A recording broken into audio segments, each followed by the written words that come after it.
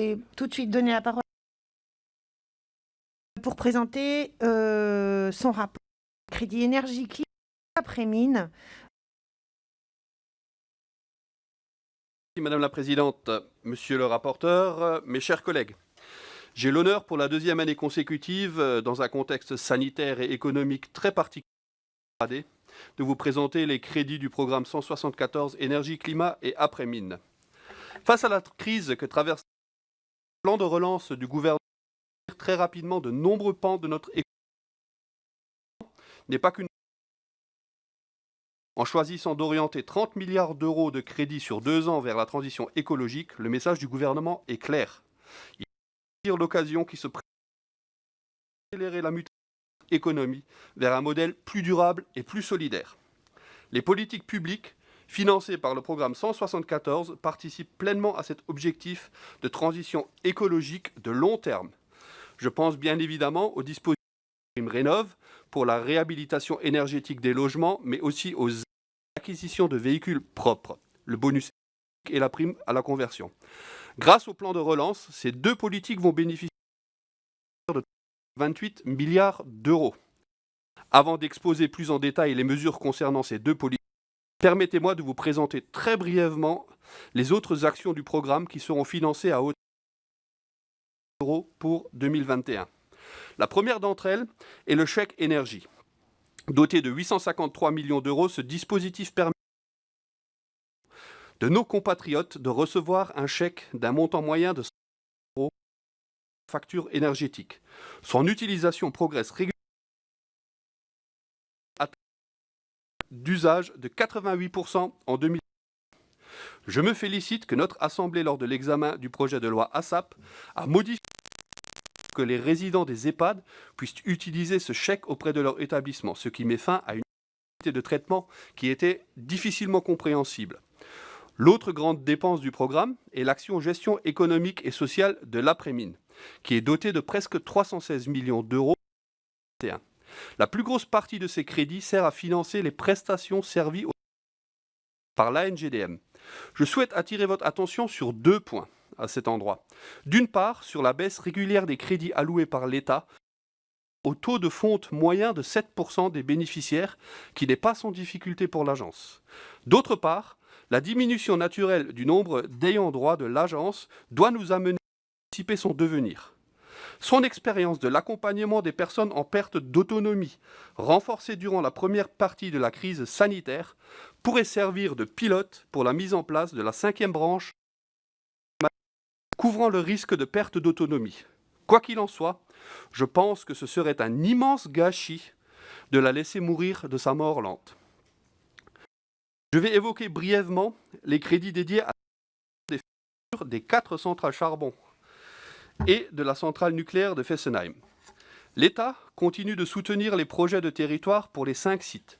C'est un total de 57 millions d'euros d'autorisation d'engagement qui seront disponibles en 2021 pour faciliter la reconversion de ces sites, notamment dans le domaine des énergies renouvelables, photovoltaïque à Cordoue, éolien marin au Havre, pôle hydrogène franco-allemand à Saint-Avold.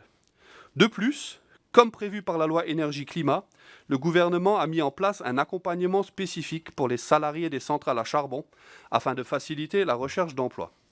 Pour terminer, j'évoquerai l'augmentation des crédits dévolus à la surveillance de la qualité de l'air. L'État soutiendra tout particulièrement les associations régionales chargées de cette mission en augmentant de 40% leurs subventions afin qu'elles puissent maintenir la qualité de leurs équipements et qu'elles aient les moyens de surveiller des polluants émergents. Au total, ce sont plus de 40 millions de crédits qui financeront toutes les actions relatives à la surveillance de l'air. J'en reviens maintenant aux actions qui bénéficient du soutien du crédit du plan de relance. Le soutien à la rénovation énergétique des logements achèvera sa mutation en 2021, avec l'universalisation de l'aide MaPrimeRénov'. Le gouvernement a en effet décidé d'étendre le bénéfice du dispositif à l'ensemble des propriétaires occupants, mais aussi aux propriétaires bailleurs et à toutes les copropriétés. Je salue cette extension du périmètre de la prime qui répond aux nombreuses craintes qui s'étaient exprimées lors de sa création en 2020. Cette extension recrée une incitation financière pour les ménages aisés qui restent les principaux initiateurs de travaux dans le logement privé. À l'inverse du CITE, un système d'écrêtement des aides permettra de réserver la plus grande partie des crédits de MaPrimeRénov' aux ménages modestes. Ce système devrait en effet conduire à ce que les ménages des déciles 9 et 10, les plus aisés, perçoivent environ 13% des budgets total de la prime, contre plus de 47% du coût global du CITE. De plus, les primes pour les ménages aisés sont orientées vers des travaux de rénovation globale, qui sont les plus à même de financer. Concernant les propriétaires bailleurs, l'accès à la prime doit également avoir un effet incitatif pour lancer des travaux. L'obligation pure et simple de rénovation ne saurait suffire en la matière. Il faut sortir de cette ornière. L'attribution de la prime sera donc sans contrepartie, mais pas sans contrôle sur les loyers. Lors de mes auditions, la Direction générale à l'énergie et au climat m'a en effet indiqué que les dispositifs de contrôle dans les zones tendues seraient adaptés pour éviter un renchérissement des loyers après les travaux de rénovation énergétique. Enfin, MaPrimeRénov' copropriété permettra de faciliter le financement des travaux. Le calcul et le versement de la prime se fera directement entre l'ANA et le syndic, ce qui évitera des démarches administratives lourdes et multiples au niveau des copropriétaires. Au total, ce sont plus de 2,4 milliards d'euros d'autorisations d'engagement qui seront ouverts en 2021 pour MaPrimeRénov'. Mais l'effort budgétaire pour la rénovation énergétique des logements va au-delà de cette prime. En comptabilisant les autres aides dédiées comme celle pour le logement social ou encore le coût de la TVA à taux réduit pour les travaux, c'est plus de 4,5 milliards d'euros publics qui soutiendront cette politique en 2021, auxquels il faut d'ailleurs rajouter les ressources tirées des certificats d'économie d'énergie qui permettent d'injecter environ 4 milliards d'euros par an dans la rénovation énergétique, dont près de la moitié est orientée vers les ménages les plus modestes. Compte tenu de la très grande tension actuelle sur les finances publiques, je considère donc que l'effort pour la rénovation énergétique des logements inscrit dans le projet de loi de finances 2021 mérite d'être salué. Pour garantir que cet effort financier soit rapidement suivi d'effets, des évolutions doivent être engagées à court terme. Faciliter les travaux des ménages et des entreprises. Encourager, voire rendre obligatoire le recours à l'assistance à maîtrise d'ouvrage, ou encore favoriser les partenariats entre les centres de recherche publics et les entreprises du secteur de la rénovation. Concernant les aides à l'achat de véhicules propres, 507 millions d'euros sont inscrits dans le programme 174 pour 2021, tandis que le plan de relance prévoit une enveloppe de 1,28 milliard d'euros. Ces crédits continuent l'effort initié en 2020 dans le cadre du plan de relance pour l'automobile. Le bonus écologique devrait donc continuer de soutenir le développement de voitures électriques dans les pays. Leur part de marché a atteint les 7% en 2020. Le but est bien d'introduire de plus en plus de véhicules propres dans le parc automobile français, ce qui permettra d'ailleurs de développer dans les années à venir mécaniquement un marché de l'occasion attractif. Je pense donc qu'il faut maintenir un haut niveau de primes en 2021 afin d'accélérer encore la croissance du segment électrique dans les ventes de véhicules neufs. Un bonus écologique pour les véhicules lourds fonctionnant à l'électricité ou à l'hydrogène devrait par ailleurs être créé l'année prochaine. Il est important de soutenir l'achat de ce type de véhicules encore coûteux mais très prometteurs d'un point de vue environnemental. Ces véhicules lourds sont de plus un débouché naturel pour les filières de l'hydrogène qui se mettent progressivement en place et qui seront soutenues par le plan de relance. C'est un bel exemple de structuration de l'aide publique.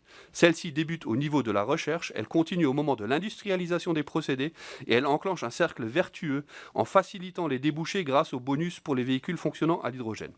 À l'autre bout du cycle de vie, la prime à la conversion continue d'accélérer la sortie des véhicules les plus polluants du parc automobile français.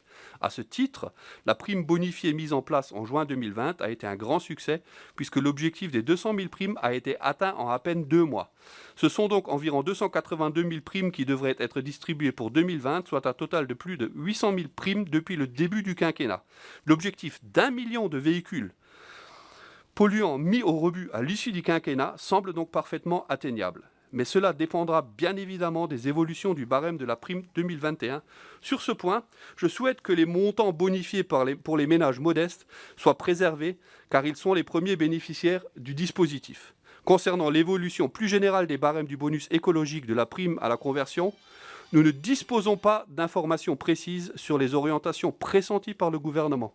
Un rapport sur la question inscrit dans la dernière loi de finances rectificative pour 2020 à l'initiative de notre collègue Jean-Marc Zulesi n'a toujours pas été remis, même si je ne doute pas que les décisions à venir continueront à soutenir la transition du parc automobile. Je crois qu'il est important d'associer le Parlement à cette politique en l'informant plus en amont sur le sujet. Pour conclure mon propos, je remercie tout particulièrement M. Guilherme pour sa disponibilité et son investissement sur les auditions et ce rapport, et je donne bien évidemment un avis favorable à l'adoption des crédits du programme 174. Mes chers collègues, je vous remercie. Merci beaucoup, monsieur le rapporteur.